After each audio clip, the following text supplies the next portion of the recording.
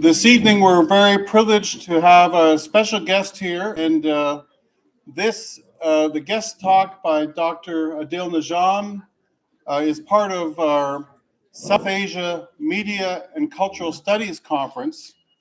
2024 is our 10th annual conference. We've had it in this room for the early part of the year for the last 10 years. Each year, we've had between 20 and 30 presenters from United States, Europe, and most importantly from South Asia. Our conference this morning ran from 7 o'clock till about 1:30 p.m. And we had virtual presenters from a lot of them from South Asia, but also from the United States. And so we had a really good set of papers and discussions. And this event serves three purposes. First, it's part of the Engage Your World series at the Center for Global Engagement here. And as you know, that's an ongoing series of lectures, bringing in guests to talk about important issues from around the world. This is also the keynote address for the South Asia Media and Cultural Studies Conference. And thirdly, it's part of a lecture series from the College of Social Sciences and Public Policy. And so welcome, and I'll introduce my colleague, Dr. John Mayo, to talk about the lecture series and also to introduce the guest speaker. And we're really happy that everyone's here tonight. This is also being live streamed, just so you know that. So just be aware if you say something or do something, it's out to the world. Thank you again.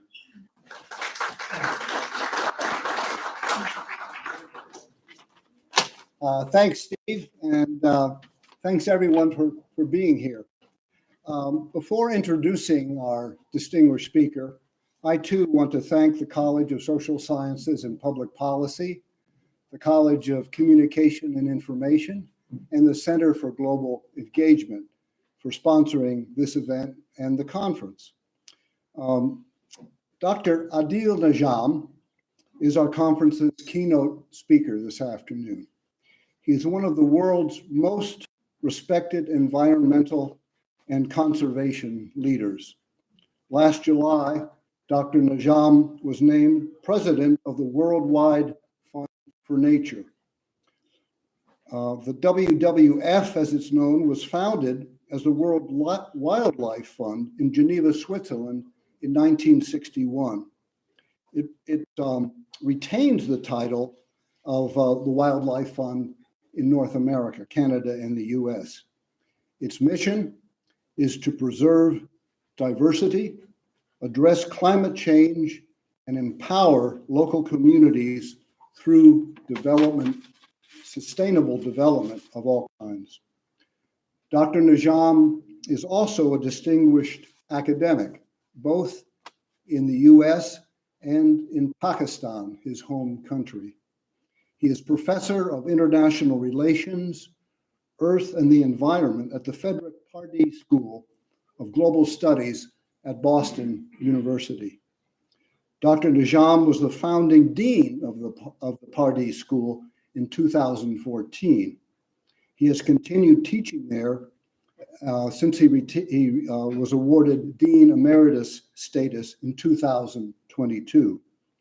In recent years, he has also been a visiting fellow at Oxford University Wolfson College and the Oxford Center for Islamic Studies. Dr. Najam has served on many international boards and received numerous awards, scholarly awards, and service awards. I'll name just one. In 2017, the Information Technology University in Lahore, Pakistan, his hometown, awarded Dr. Najam an honorary doctorate for his contributions in science, climate change, and sustainable development. I singled out this award because it aligns us so closely with the goals and substance of our 10th annual SAMCS conference. Please join me in welcoming Dr. Najam to FSU.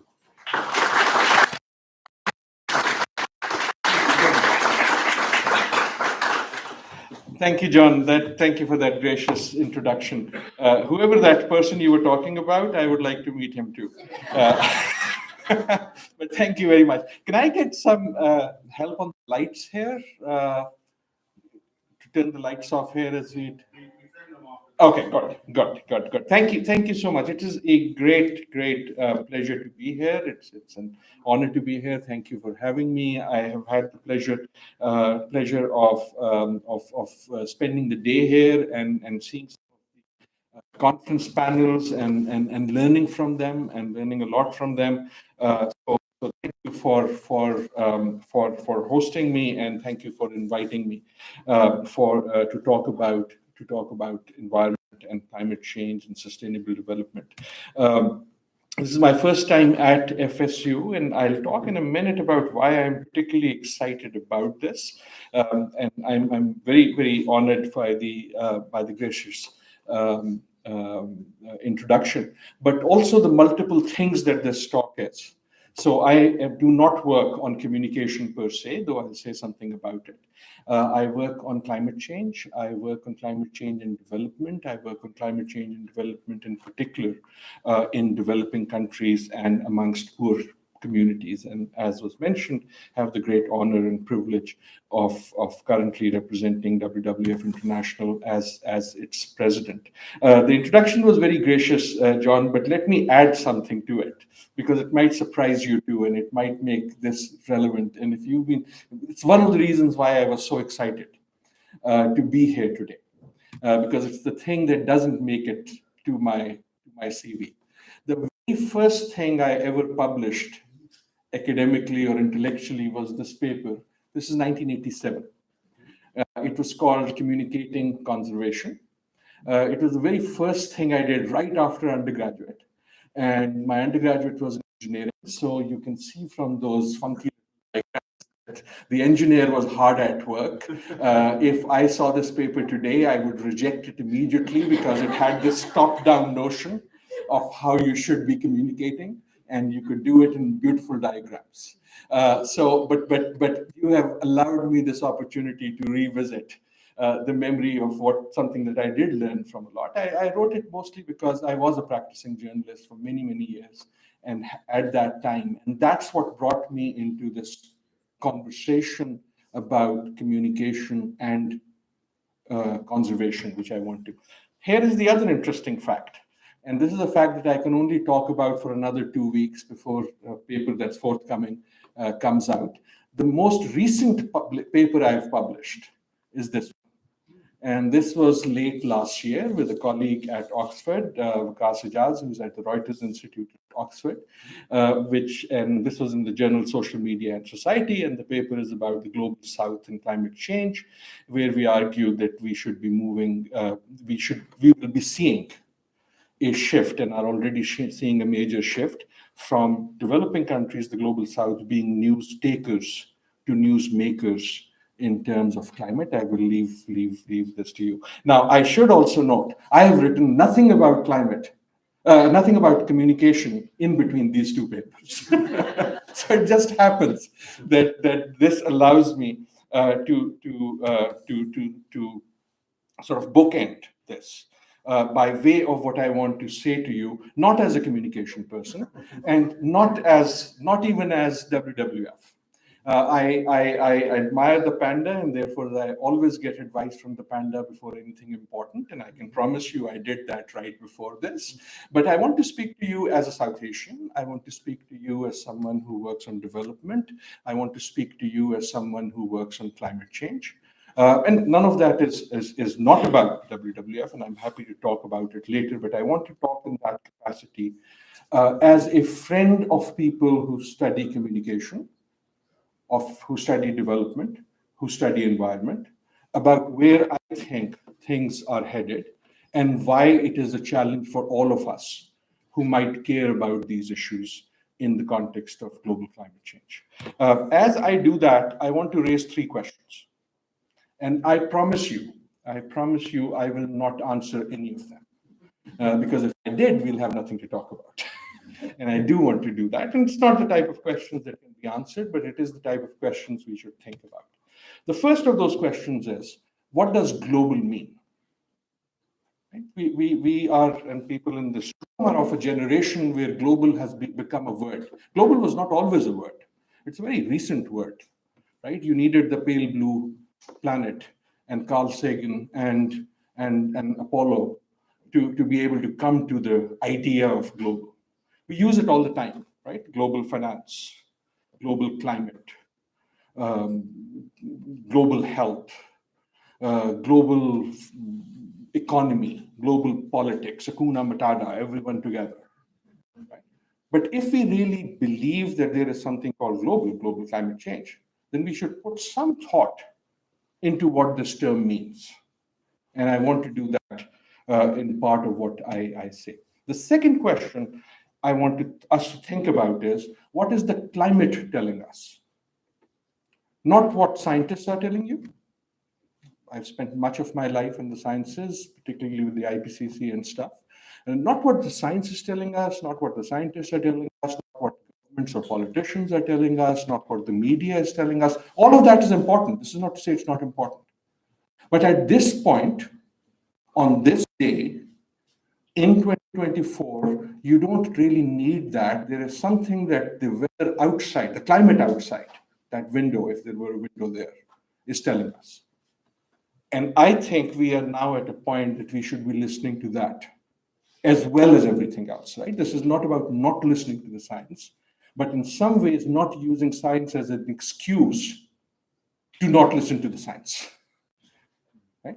And so that's the second question. And the third question I want us to think about is, how does what I call the age of adaptation, that's what I've been talking about, writing about for the last 6-7 years, that we are in the age of adaptation. How does the age of adaptation change how we think about climate change? And in many ways, that's my, not challenge, that is my invitation to those of you who do communication, to those of you who do information, to those of you who do development, to those of you who do policy, to those of you who do science. Right? Now, I'll become sort of technical for a minute. I assume everyone knows this in this audience. Otherwise, you wouldn't be here. But in climate change, there are two terms. Now we have a third, or two and a half. The first big term is mitigation. Right? So much of climate policy has been mostly about mitigation. When you talk about climate or you hear it on your television sets, mostly that is about mitigation. Mitigation is, what do I do to keep a problem from happening? Right? And most of that is about carbon. That's why we talk a lot about energy.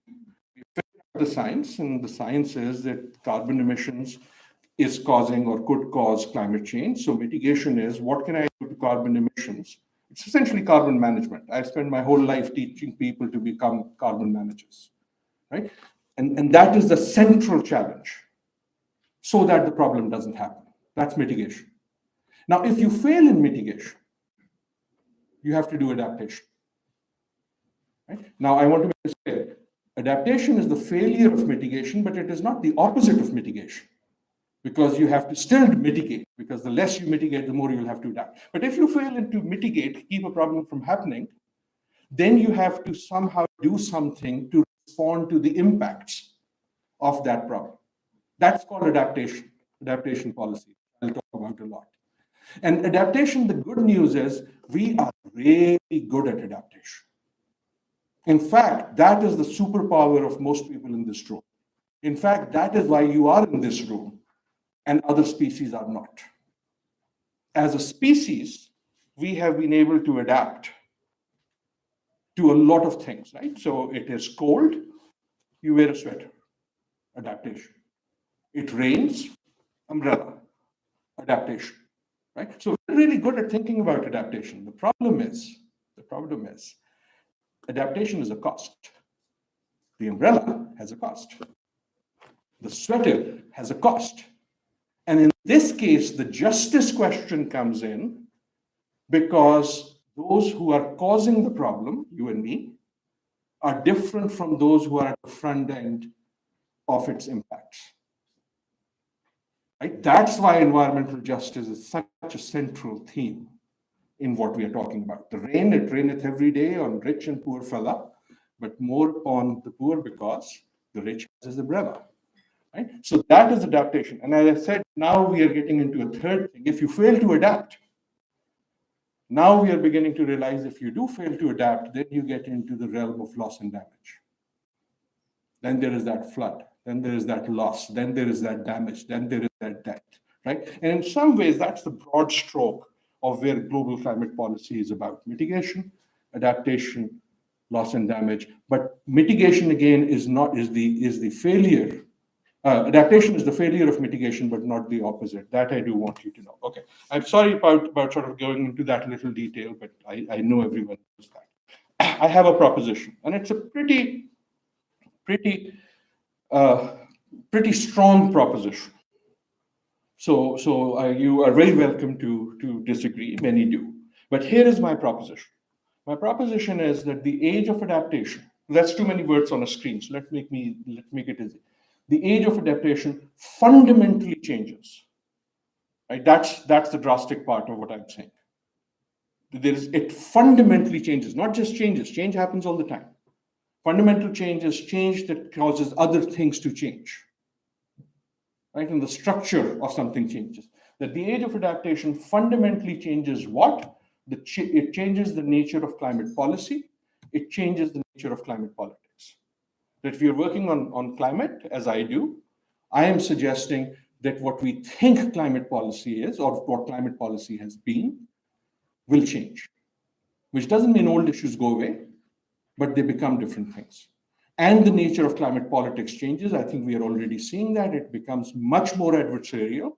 Hakuna Matata is over, because in the age of particularly loss and damage, it is my loss versus your damage, right? In the age of mitigation, we can all hold hands and say it's a common problem.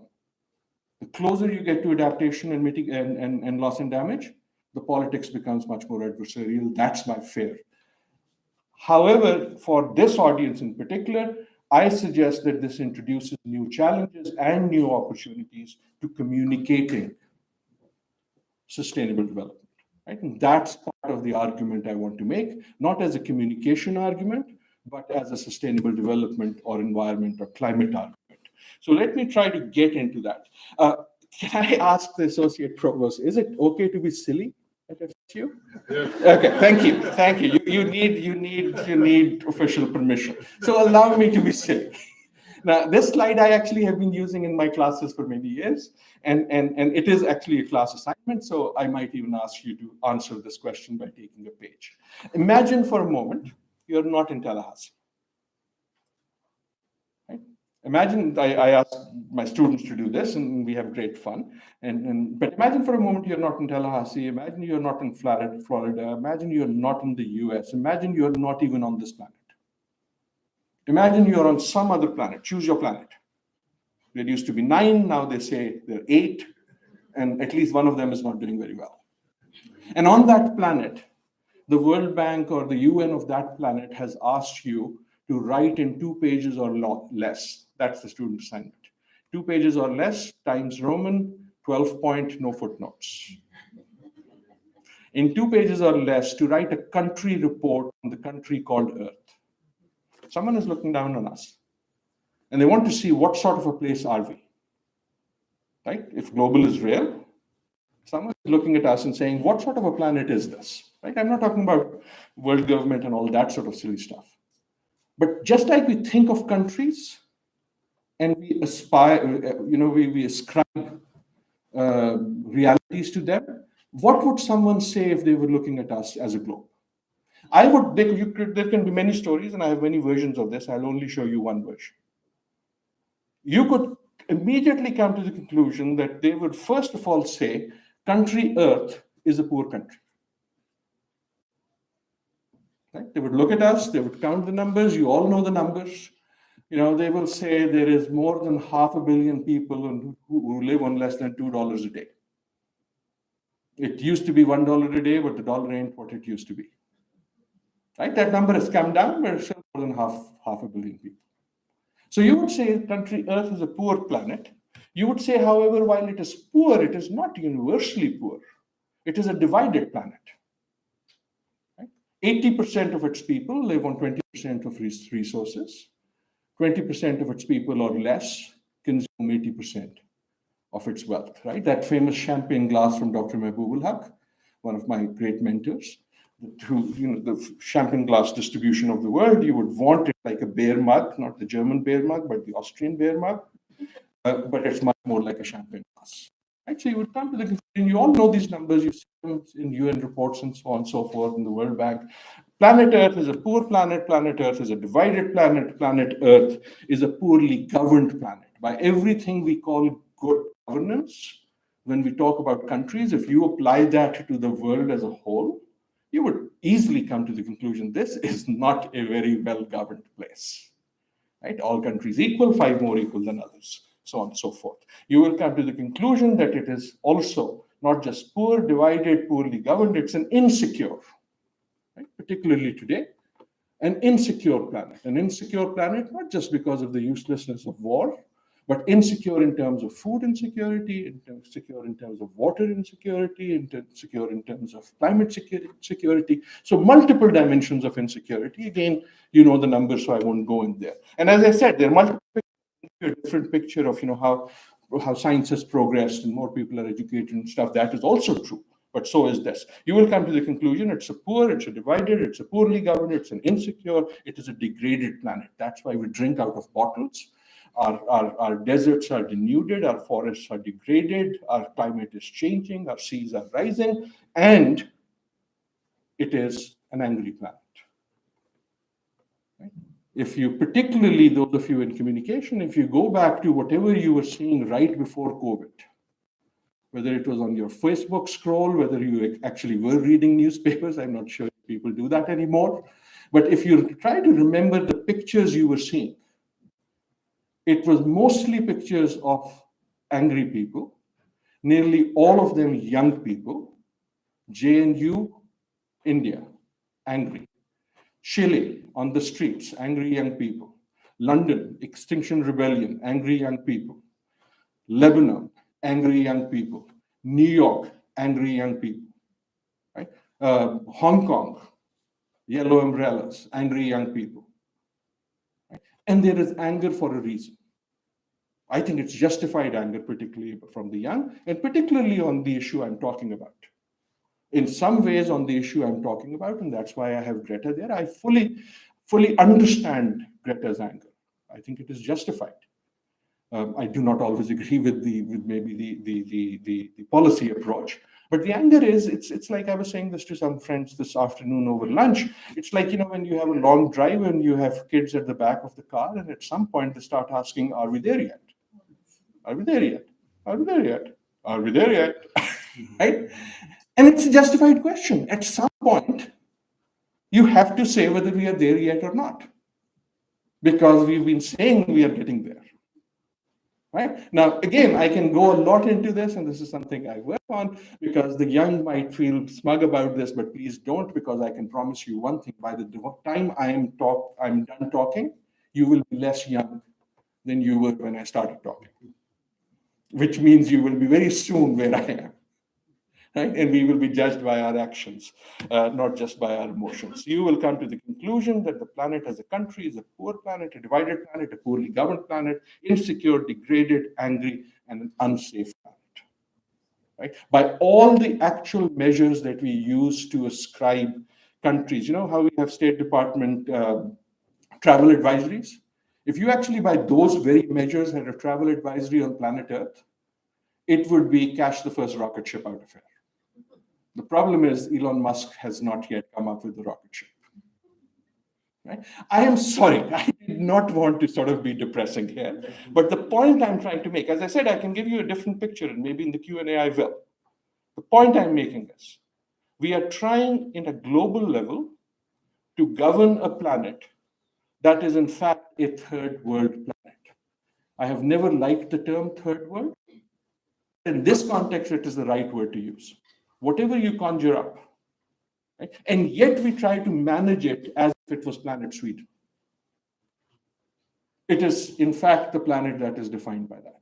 That has been the challenge of global climate policy in terms of our international relations friends, especially. That we are trying to manage it as if it was a different planet from what it actually is. Right? And that brings me to the second issue. part of what I want to say. So first is about thinking about global, who we are as global. Life after Paris, right? Now let's move to that second question, and I'll try to connect all of them as I go forth. This is about the climate side. People understand when I mean Paris here, I mean the Paris Agreement, or the so-called Paris Agreement about climate. I won't go into it. I happen to be a creature of, I was at Paris, and it took me 15 minutes to realize that was a mistake. But that is fine. I wish it well. I wish it well. But I didn't really believe what was coming out of it because I had spent too much of my life following these negotiations. There are two major numbers that came out of it. There are two major numbers that came out of it. And the first one was this number. People know what that number is? How many zeros? At that point, it was awe and shock, right? If you're going to make up a number that is so big that people are stunned. So this number was 100 billion. 100 billion was the promise of what would be spent on adaptation in developing countries by 3 years ago. We kind of knew at that point that was going to happen. This was monopoly money, which is not to say people are not sincere. But this was the scale of the problem rather than the actual money that would be made available. But the reason I put this number is something else. At that point, which is not that far away, right? 2015, everyone in this room was already born. Most of my stories are from before you were born. But 2015, you were here. The thing is, in 2015, 100 billion looked like a really big number. Is 100 billion a big number or a small number? Anyone has a 100 billion or $1 billion note in their pocket? Big number or small number? Small number. It seemed like such a huge number that we were all awed. That's why we are stunned by the grandeur of Paris. Why am I saying it's a small number? I'll tell you why it's a small number. Because you've now lived through other things. The flood in Pakistan 2 years ago, the estimated loss and damage cost to poor people of that, 42 billion. That's one flood. Right? So now that we are seeing these pockmarks of impacts coming up, you suddenly realize 100 billion isn't even if you don't do adaptation. Right? So it's still a big number, but here is why I want to put that number and make you think about what a big number is. I'll tell you what a big number is. $1 trillion is a big number. It took the US Congress 9 days to invent $1 trillion when COVID struck. It took us 5 days to spend it. When you have a real problem that you actually believe is a real threat, the money shows up. So I have come to learn in life that when someone says there isn't the money for this, that doesn't mean there isn't the money. What they are saying is, I don't want you to have this money for this thing, because I really don't think your problem is real. Security issues become security issues when they actually are existential. And we have now lived through it. When we actually thought it was existential, the money came like that. That was just the first tranche. COVID cost, what we actually spent, 6.5 trillion. What the world actually spent, I think 11 trillion or something like that. Right? So the money shows up when you actually are serious. And that, in fact, is what I'm talking about in terms of COVID, but in terms of climate, but I've distracted myself, so let me go to the more important number. That was monopoly money. The more important number that came out of Paris was 1.5 to 2, and you would have heard this a lot of time. Right? This is where the age of adaptation is. 2 is what the countries actually wanted, especially the major countries, to say, we must not let this go past 2 degrees change from the norm. Right? The smaller countries, the vulnerable countries, particularly the island states, said 2 is too much for us. We're going to be gone well before that. So it has to be 1.5, even that is existential. Wink, wink, no one really wanted that, but you want an agreement, so you kind of say, okay, we will try. I hope, I wish, I pray, I will give anything I can to be wrong on what I'm about to say. But the fact of the matter is, I know of no science whatsoever which at this point can keep us below 1.5. And nearly no science that can keep us actually below 2. And these things don't turn off in one day. I hope I'm wrong. Right? And that is why we are in the age of adaptation. right? So that now mitigation is not just a reality, adaptation is a reality because impacts are becoming a reality. Right? That is my argument for why we are now in the age of adaptation. And let me just use 2 slides to say why. Remember 2020? I've purposely chosen 2020. Remember 2020? How many memos did you guys write which started with no other, thank you for your hard service, you have been wonderful, and so on and so forth? Right? 2 major diseases hit the world in 2020. One of them was COVID, and the other one was? Students, anyone? The other major disease that hit COVID that we are still fighting, that hit the world? Zoom. Nothing good has ever come out of Zoom, except the ability to put cute backgrounds behind yourself. That is me teaching my class on sustainable development during 2020. Right? So I could now match the picture to whatever the lecture was about. But that's not why I'm saying this. I choose 2020 for a reason, because we were paying a lot of attention to a lot of things in 2020. So what else was happening in 2020? And I've purposely chosen 2020. Why you got elected president? Many things. Let me tell another one. January 2020, hottest January ever recorded since we've been recording temperatures. Right? Many of you might have tweeted about it. February, second hottest February ever recorded until then. Many of you might have tweeted about it.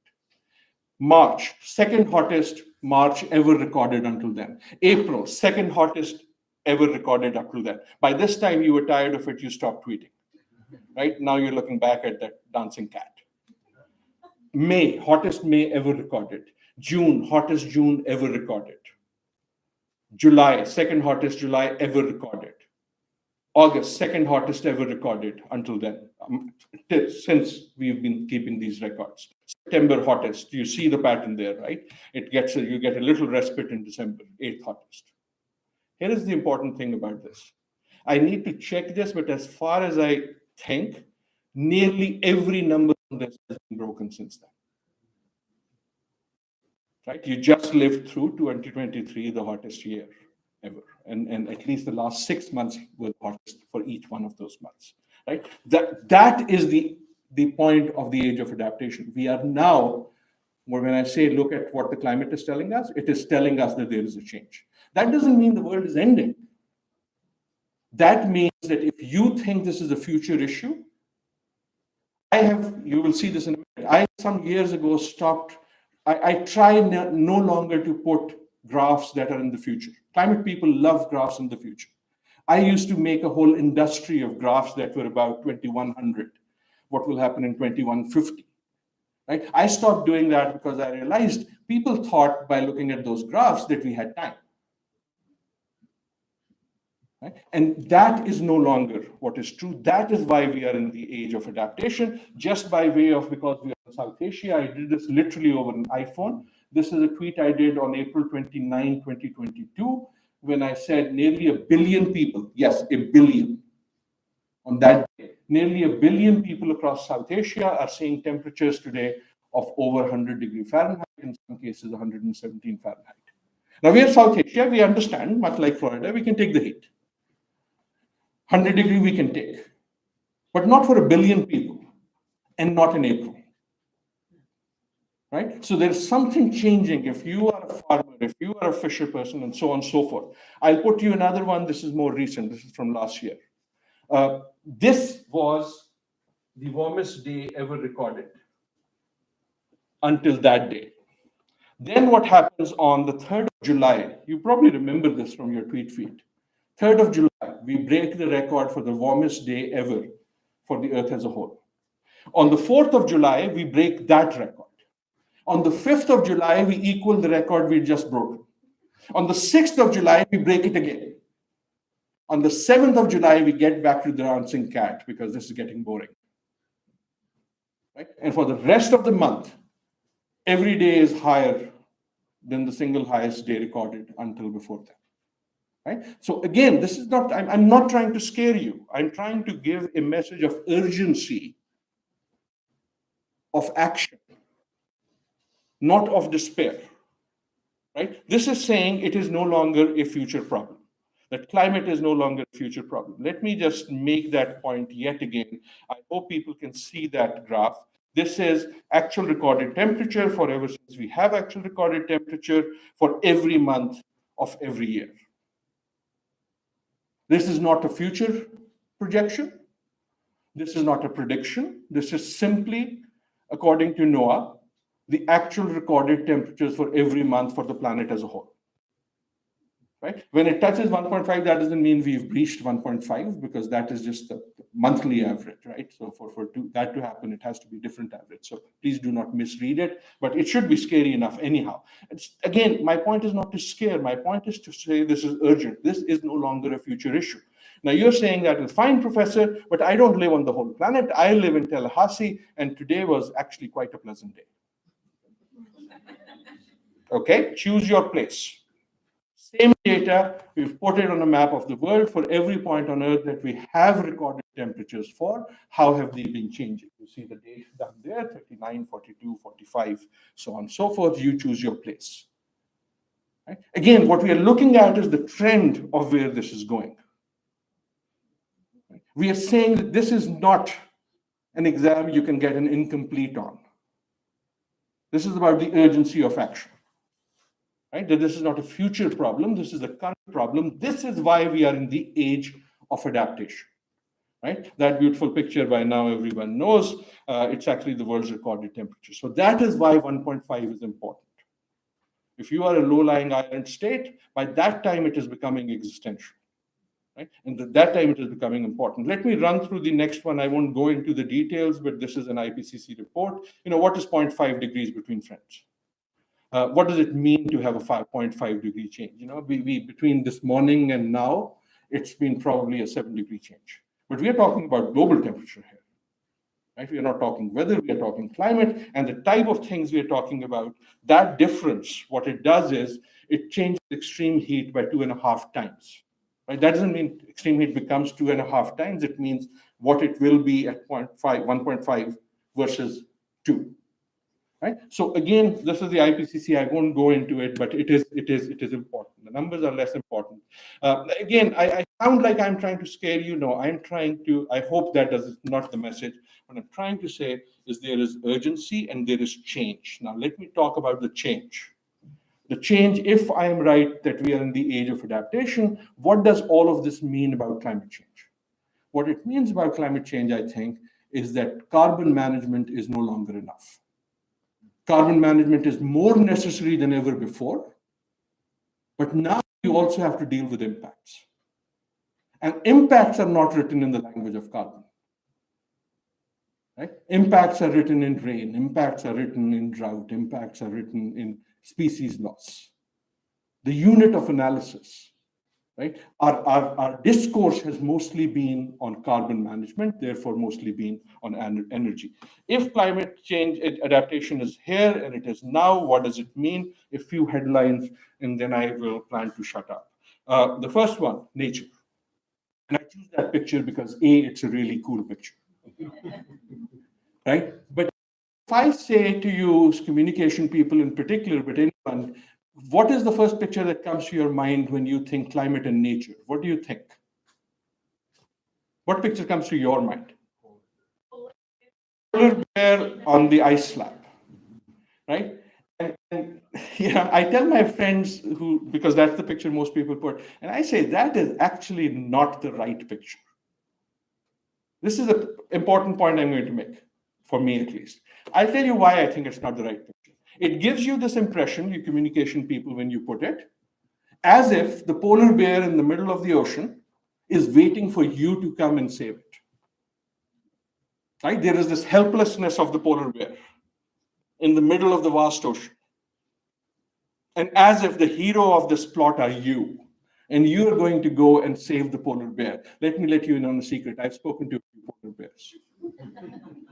They are not waiting for you. They do not trust you. They do not see you being nice to even your own species, let alone be to someone else. That is not how nature responds. Nature responds to change and threat the same way you do. You are out there having that picnic and a mosquito comes, what do? That's the instinctive reaction. That's why this is a better picture. When climate changes, it just doesn't change only for us. In fact, the better picture is this really cute fellow. Sleek design, fur coat. Do you know who this is? Those from South Asia should know. Sorry?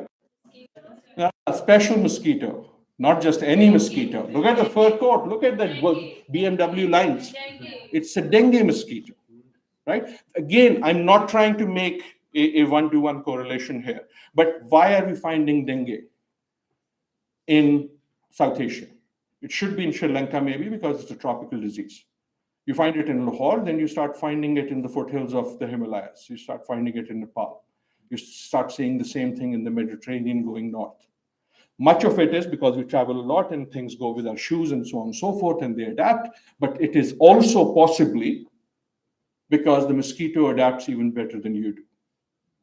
If adaptation is your superpower, it is also the superpower of others. That is why a lot of climate people are now getting very, very interested about what this means for health, what it means for vector-borne diseases, and so on and so forth, right? Again, I'm not making a one-to-one prediction here. What I'm saying is that the questions change in the age of adaptation. And the most important question that changes is water, right? I mentioned already, I come to Pakistan, we are defined by our water, we are defined by Indus. And this is what the Indus looks at like up in the Himalayas. When the Indus comes into Pakistan, it is beautiful. Culture is all about it, and you'll hear a bit about this in a minute. But the Indus also looks like this, right? When it comes down in its fury as flood, right? And I mentioned that because we've recently seen one, which, like number of climatic events, clearly seems to have a climatic fingerprint on it. Right? It doesn't mean entirely a climatic fingerprint, but a climatic addition to it, and so on and so forth. I put this picture because I've realized that not everyone realizes what floods look like in many parts of the world. It's not like my basement has water, right? So this, to me, the important point is not that picture. I'll mix that because I'm taking too much time, but it's this lesson. If you remember anything from this, at least I tell my students, if you're interested in climate, study water. You have to become a water manager as much as you are a climate manager, because water is to adaptation what carbon is to mitigation. Water is to adaptation what carbon is to mitigation. What do I mean by that? Most, not many, not all, many of the impacts, immediate impacts of climate change are wet. So what happens when climate changes? It's not about carbon. Carbon is what causes it, right? But what happens when climate changes? Water rises, sea level rise. Water melts, glaciers. Water disappears, drought. Water falls from the sky like no one's business. Extreme events, floods, right? So water becomes a frontline issue in the age of adaptation.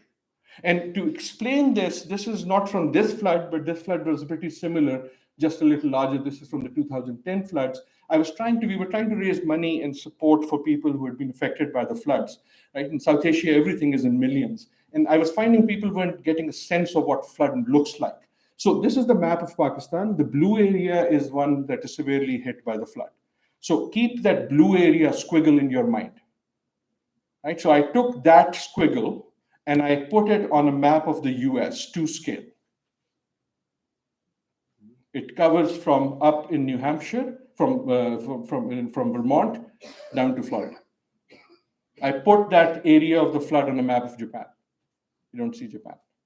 I put it on a map of Europe, Denmark down to France. Right? This is not about telling you about the flood in Pakistan, but if what we are seeing, right? You're seeing heat in Europe, fires in California, smoke out of Canada, ecosystem loss in Australia. So now you are seeing this stress in multiple places, and the scales of this, I'm not saying all of them are like this, but that is the world that you have to imagine. But more than imagine, that is the world we have to avoid. right? Because urgency has to turn into action, and the action now has to be not only in reducing my carbon, which is mitigation, but in creating a society where I can adapt to this type of changes, right? And that brings me, and I won't go into this work that I've been doing in Pakistan called the Living Indus. That means, this is the South Asia angle most importantly, that we need to take the global issue and turn it local.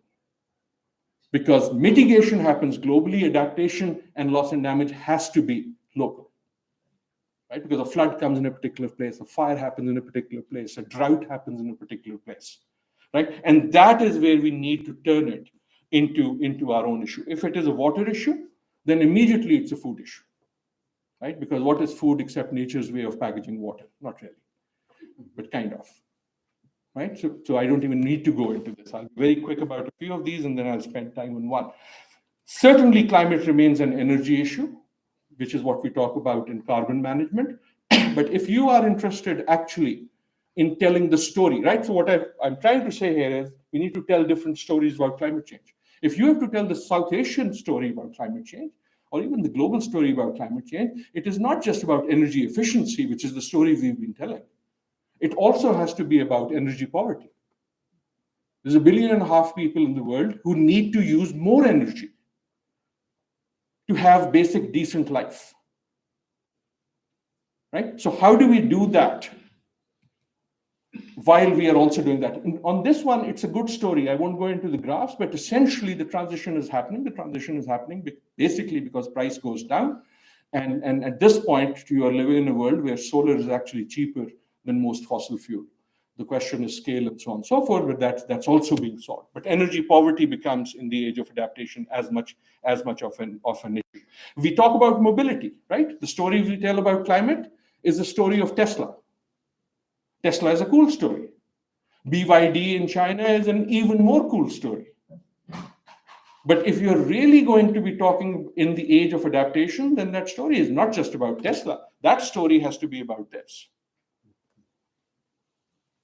Right? Tesla ain't going to solve that. That is urban planning. Right? That is public transport.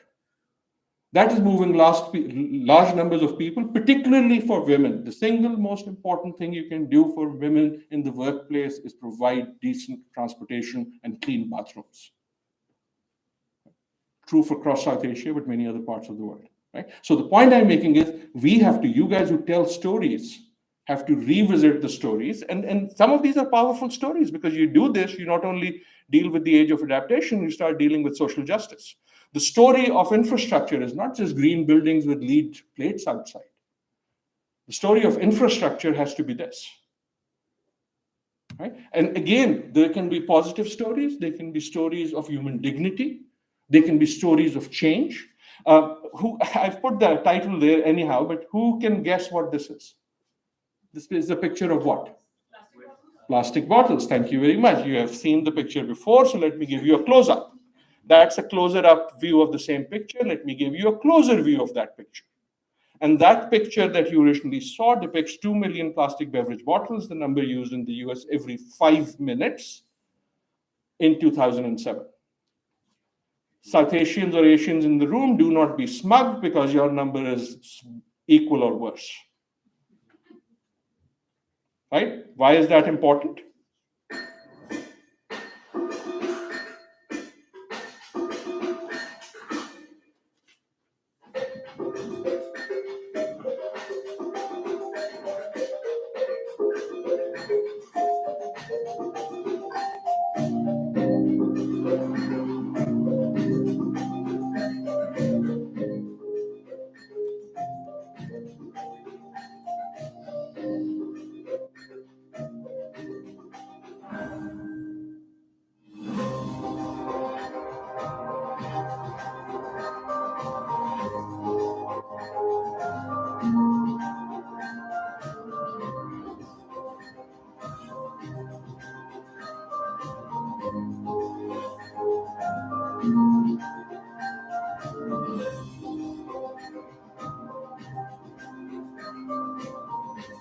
Actions have consequences. They can also have good consequences if we make the right actions at the right time.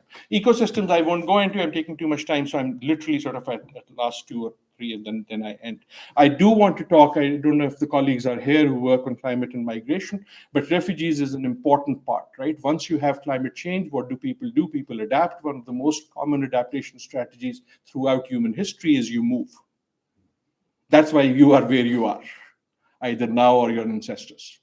Right? This when we think of migration, we usually think of migrations out of disaster. Something bad happens and people go into a tent and live there until that earthquake is fixed or the building is fixed or so on and so forth.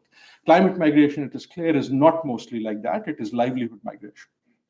You move because something happens that takes away your livelihood. It can be a flood, it can be sea level rise, and you have no option but to seek livelihood elsewhere. So more like the human migration after the Green Revolution, etc. Right? I don't have the time, and maybe in the Q&A I can tell you more about it, but I was giving a keynote address at the Vienna's Humanitarian Summit. It was me and the president of Doctors Without Borders on the morning when, remember the Greek ship last year? That went down of these migrants, and clearly sort of that everyone was sort of struck by that, and we were talking a lot about this. At that time we did not know, but it turns out that of the people who died in the ship, the single largest contingent, more than half of them, were from Pakistan. They were in the lowest. Now I do not have the numbers on this, but we have recently started figuring out the list of where they were coming from. And one of the questions to explore is, what is it that makes a young person take that risk? It is not that people don't know that there is the risk of violent death. Right? And one of those things can be things like floods. They take away all the good options from you, and what you are left with is nothing but the bad options. This is early work, but let me just give you a sense. This is a picture not from South Asia, but from Africa. This is what's called the Parrots Beak region. This is the Parrots Beak. This is Sierra Leone. This is Guinea. This is Sierra Leone. Keep an eye on this part. Right. The date is January 6, 1974. Let me fast forward that. November 19, 1999. What happened? Right, so this is not about climate, but it shows what I'm talking about migration or climate migration does. What do you think happened? International affairs people. There was war. Where was the war? The war was in Sierra Leone. Smart people don't want to be in the way of war. So what do? They get away from the war. They move from Sierra Leone to here. They need the fuel wood.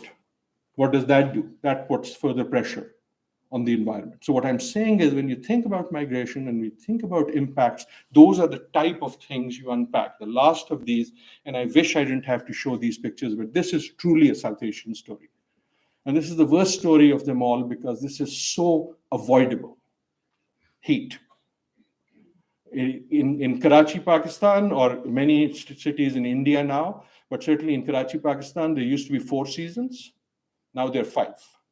The 5th season is called extreme heat. I can tell you exactly when it will start, and I can tell you exactly what will happen for about 4 weeks, and I can tell you exactly how many people will die. Well, not exactly, but something like 400 people will die in Karachi, something like 200 will die in New Delhi, and so on and so forth, because there's this extreme heat season, right? That's clearly fueled by climate change, not just because of that. But the reason I say, this is why I say keep saying urgency and action. This is such a solvable problem. It's shade and hydration, trees and water, right? Because the people who die in all these cities, which is why you do not read it in your news feed, is nearly always migrant homeless people.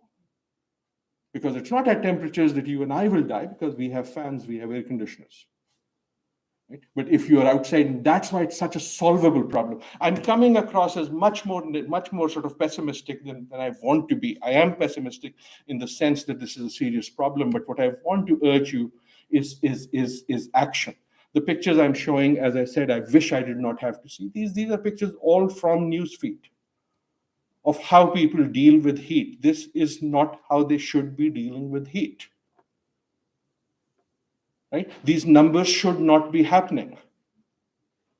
But I highlight the urgency. Those are dead bodies that are about to be put into a mass grave because they are nearly all homeless, unclaimed people. Right? Here is a solvable problem. And we need to solve this by making it our own problem.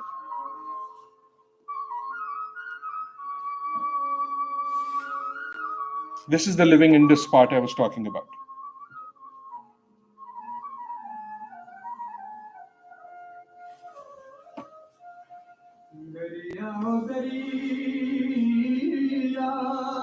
River, oh river,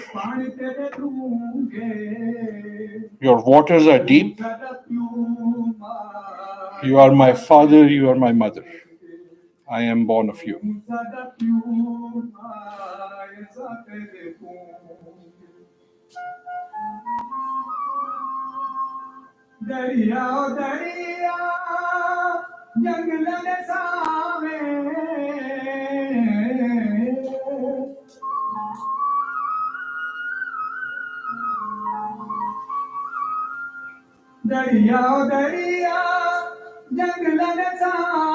In the shades of the tree.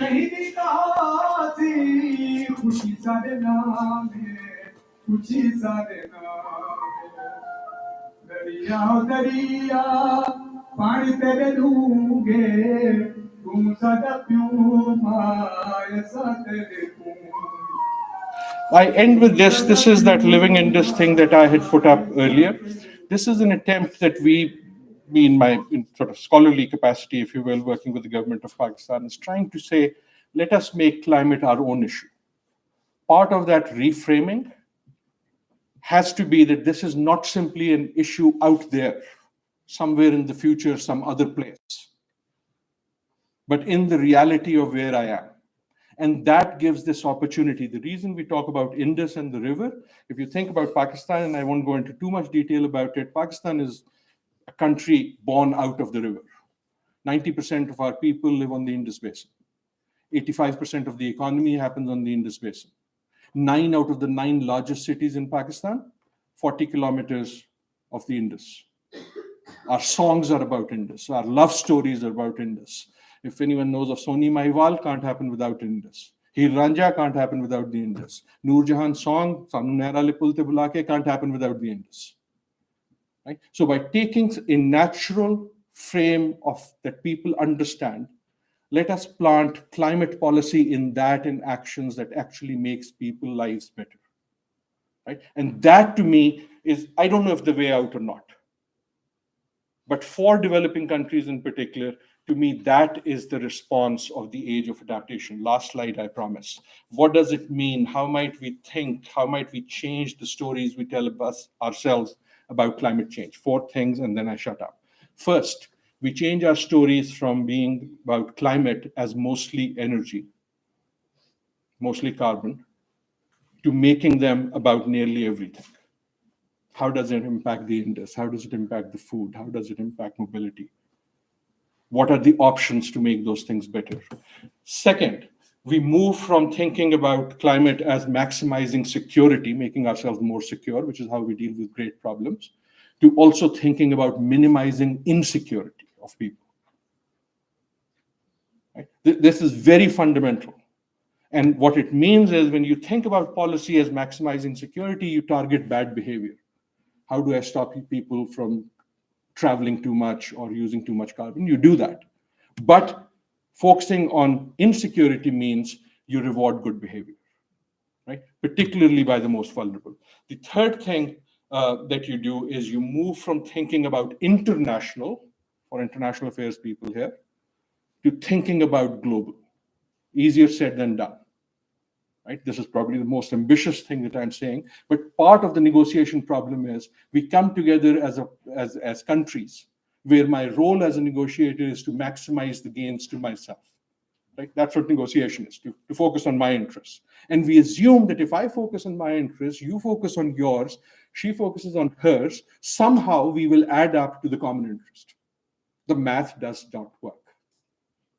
So difficult as it is, part of that challenge is because moving from thinking as nations to thinking as a species. That to me is the challenge of global, that first part that I had all gone about.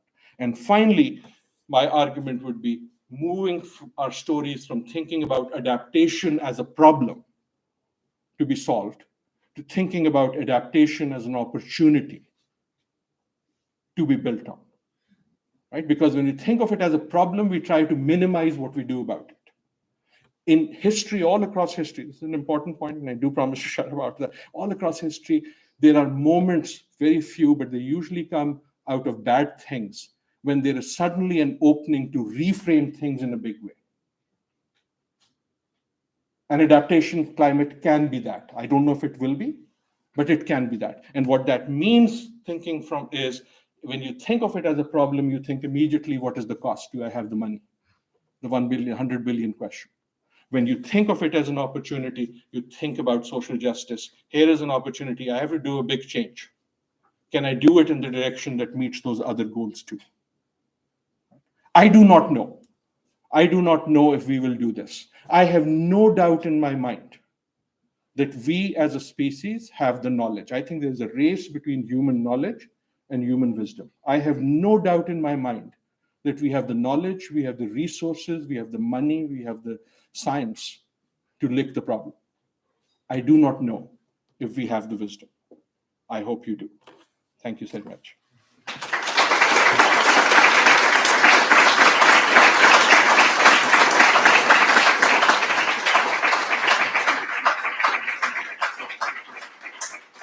My apologies for being long, but if we have time, I'm very happy to take questions or comments. Or Would you like this?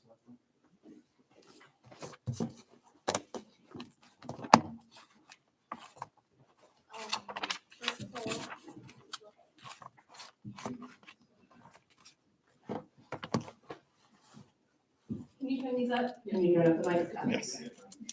First of all, thank you so much for a phenomenal keynote speech. It's amazing and it really highlights the biggest, one of the biggest flights, or probably the biggest flight that has plagued the planet right now. But as you mentioned earlier in your speech, that there's this aspect of otherization, that the problem is probably elements that are at the front line of the problem are not the ones that are most impacted by it. The members or countries in the developing world are most impacted by it. But how do you suggest we strategize to resolve this problem, particularly countries that are part of the developing world, because they're plagued with political instability, corruption, and so many other policy-related issues that if you have climate-related or sustainable policies in place, because of the system that's so flawed, they're not implemented.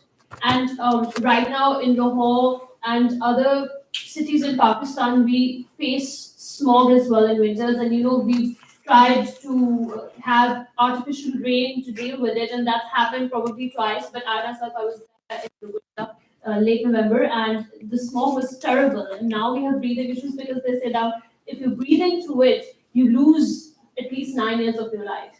That's a given. So how do we deal with these issues when these countries don't have the kind of capital and they don't have the kind of resources and they have corruption and political instability going on? Thank you.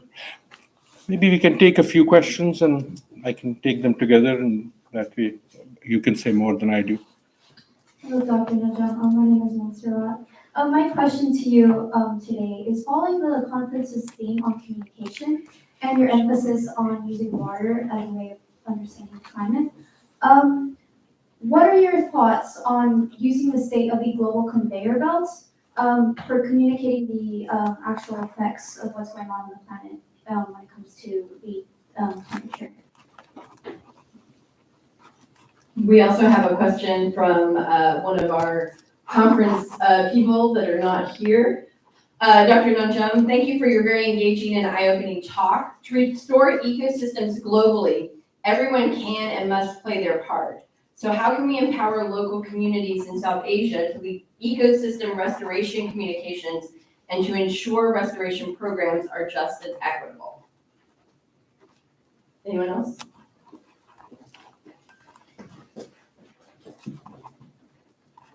Thank you for your presentation. With regards to the data you shared, all the climate data I've seen has been looking at temperature changes over time. I was curious if there have been any studies looking at the temperature changes in relation to human societal elements like agricultural output or economic output. Yeah. Anyone else? Maybe one more and then.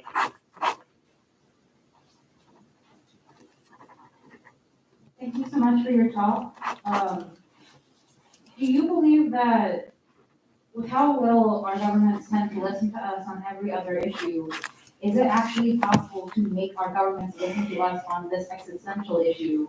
We don't seem to care about what people who vote them in have to say. Okay. Thank you. Thank you. Those are wonderful, excellent questions. And you know, when someone says they're excellent questions, that means they have no idea how to answer them. Fishing for time. And that's what I'm doing. So thank you for those questions. If I were so smart as to know the answers to these questions, I wouldn't be here. But those are the questions I think all of you need to work on. Right, but I say that seriously. But let me at least attempt to say, give some thoughts on that. And a number of them are similar questions, so I'll collect them. On the question, the way you posed it about, if governments are corrupt, if the money isn't there, if we are riddled with all these other problems, and that is true not just for Pakistan and Lahore, that's true for many places, and maybe even true for all places. And you don't have to be poor to be riddled with those problems. You can be actually fairly rich and riddled with those problems. And the problems are real. So I don't want to sound as if I am undermining that premise. My simpler answer that I try to give here is what you would call indigenization. That at least in adaptation, mitigation has to remain a global issue. Right? Mitigation can't happen at local places because the molecule is the molecule is the molecule. Right? And they all add up.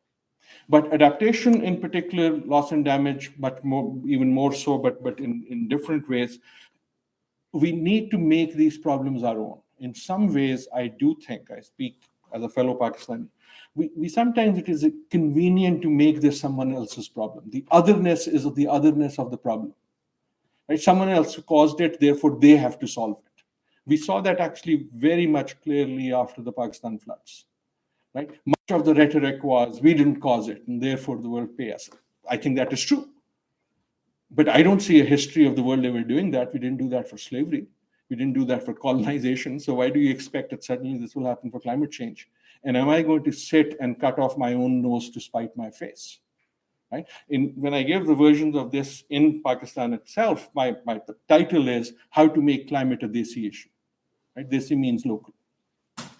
In some ways, we need to turn it into a Desi issue, not necessarily a local issue. Everywhere, actually.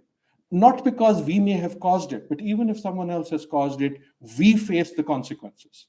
But to me, the opportunity is in that little wedge of systemic change. Right? I'm doing some work right now with the Malala Fund on, and when they asked me to do this, I thought, I don't know what this relationship is. They wanted me to look at climate change and girls' education. And off the bat, I said, flood, when it comes, it doesn't look for girls' schools versus boys' schools and stuff. But as we've started looking at it, there is difference. There are health impacts, there are menstruation impacts, there are access impacts, and so on and so forth. But you solve it because you care about education. You don't stop focusing on education because climate is now a new issue. So to me, the opportunity in the way I've presented it, that it's become an everything issue. If it is an everything issue, there is a whole bunch of things that we want to do on those everythings, some of which we now have an opportunity for systemic change because, unfortunately, we're in this transformative place. Right? Transformation can happen either because I will it or because it is imposed on me. In this case, it is being imposed on me. I will either transform because I do it willingly and in sort of thoughtfully, or the flood will come and impose the transformation on me anyhow. So this is also to some of the other questions, including the government question that I come to. What does this mean for communication? At least my message here, and I say this with great humility, right? Despite bragging about those 2 papers, as I said, I've done nothing on communication in between those 2 papers. So I know nothing about that. But I think one of the things I keep saying is climate change is now too big to be left to the climate people alone. This thing that climate change has to be studied by climate people, no longer true. And I think that is true in the people who are sitting here. So for the communication people in particular, but everyone, I think we need, at least on the age of adaptation, I'm saying we need to rethink the stories we tell about climate. Right? So that they're not just the stories about Tesla. In some places, there will be the story about Tesla. But in other places, they have to be story about giving decent, dignified mobility to the middle and poor classes. Right? And that story has to be crafted through digital channels, through other channels, through how we talk about it. And that business is going to happen by lots of people. So that would be my answer to this, right? And again, the online question that came, very similar answers, so I won't go into that, but both, especially on this first point that I mentioned. Data. You have people sitting here who work much more deeply on data. There is a lot of stuff out there about sort of possible impacts, right? It ought to be talked about carefully, just as what I highlight, I should talk about carefully, right? My pictures are cute, so sometimes I worry that people will take the bold headline because there's a lot of nuance in this data, right? Particularly when you start talking about possible impacts on the future. So IPCC and others do this very, very carefully and with lots of caveats, which is how it should be done, right? But there is clearly a data on what the impacts might be, where it might be. I'll give you one example. You studied at LUMS. I was vice chancellor at LUMS for a while, and one of the actually the only research thing I did while I was there was this very interesting project where we looked at what the possible impacts of climate change, given the existing models, might be on agriculture in Pakistan. So we looked at two crops, which were wheat and maize in the south of Pakistan, southern Punjab and Sindh. And if I remember the numbers rightly, so when we looked at the models, and this was a simplistic enough model, but the bottom line was that we were looking at that point, this is about 15 years ago, and this were 12 years ago, and we were looking at 2050, I believe. I may be wrong on the numbers, but they were of the extent that because of climate change, the productivity loss could be up to 9%. Now, 9% for a farmer is huge. 9% for a country that depends on agriculture for its economy is devastating. But then we also looked at what if adaptation measures were taken, right? Which are about water use efficiency, which is about soil care, which is about better fertilizer use, and so on and so forth. Better not meaning more, but much more appropriate, and so on and so forth. And the interesting thing was that suggested that with proper with known adaptation measures at that point, there could be a productivity gain of up to 18%, I think. Again, I may be wrong on the numbers, which means that it's 18 plus that potential loss. Now, in honesty, part of that was we are so inefficient in our agriculture in that country that simply doing the basic things gives you this low-hanging fruit, right? But again, I'm going to that thing that I'm talking about. Look for no regret solutions, at least in the beginning. Look for solutions that positively impact other good things that society wants anyhow. And we've seen that, right? And you've done that in many, many cases in your own homes. The light bulb transformation that's kind of happened in this country mostly happened not because we all turned green one day, but it just made economic sense. Right? They became cheap enough and they were long-lasting enough that there was just no regret. Even if there's no climate change, you should still do it. Right? So similar things are available in the adaptation realm, I think, is what I'm saying. Government, I think you're right. Governments don't listen to us, but it's also not as if we know the answers, and if they listen to us, all will be well. We will feel better, certainly. But part of it is also what we are saying. I do think governments will listen to us. Let me be, I know this is being recorded, I'll get into trouble, but I hope I'm amongst friends. I think partly the change doesn't happen whether it is here in the US or whether it is in Pakistan, because it's also convenient for us not to make the change. Right? This goes like that COVID and the money. If governments or businesses got the serious, and if and when they get the serious message that I really want change, it is amazing how quickly they change. Right? But so part of this argument that I will wait for someone else to change, which is not to say that, you absolve. I'm not absolving government. I'm not absolving business. But I do think that my responsibility, me, Adil Najam, responsibility, has to be not simply saying what you're doing wrong, but demonstrating through my actions what I can do right. And thereby creating, right? Again, that light bulb partly happened because the public will was there. Probably, and again, I'll get into trouble, but let me say this. Back in 1992, there was the Rio Earth Summit, which is the most important, probably, environmental meeting of its type. And one of the most famous quotes that came out of it was then President Bush the first, saying that the American lifestyle is not open to negotiation. And he got a lot of flack for it, but frankly, I think the statement was true. Right? So the question is the Lahore lifestyle or the Tallahassee lifestyle or the Boston lifestyle open to negotiation? And by negotiation, it doesn't mean that my prosperity goes down, but that my waste goes down. Right? And we now know a lot about how those two things can be delinked, that the quality of life is no longer measured simply by the consumptiveness of my footprint. Not easy. But what I mean is, my grandmother was a very wise lady. Empirical evidence suggests that all grandmothers are wise. Grandfathers, we are not fully sure of. But she used to say, and this is true in many cultures I've heard, point one finger at someone, at least 3 point back at you. Right? So responsibility begins with the letter I, which is not to absolve other people of their responsibility, but the responsibility of I remains. Time for another round? Just a couple of questions? Your project on climate change recently released opinion data, and for the state of Florida, we have really significant pluralities, upper 70s, pushing 80% of the population, and that's 80% of the population, not Republicans and Democrats.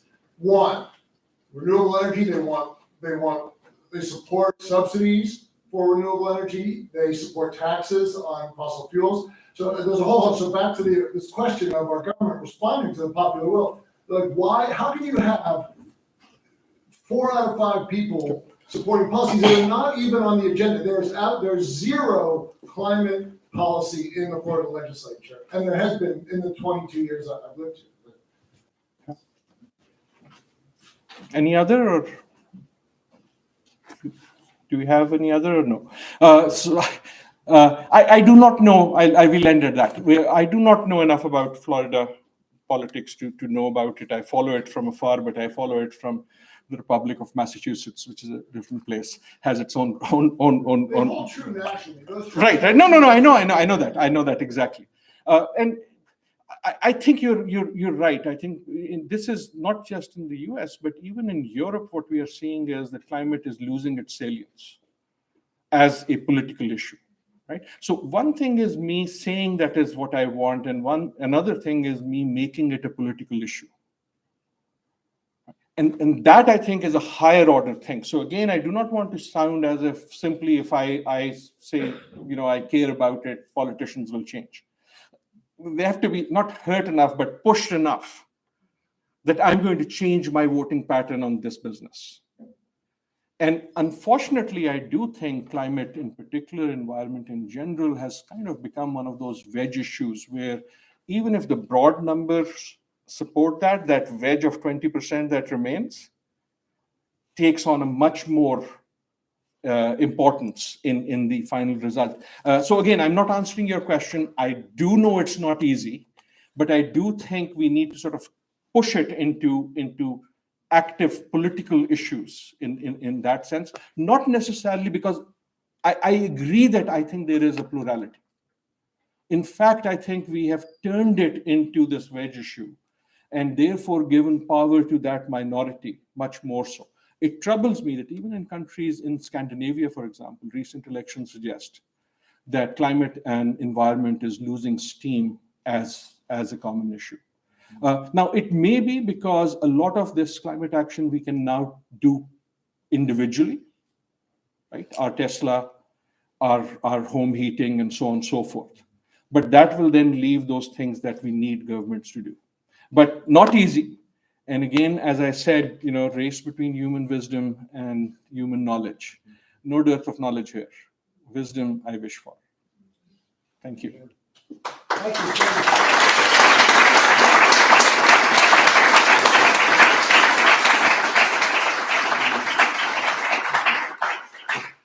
Thank you all for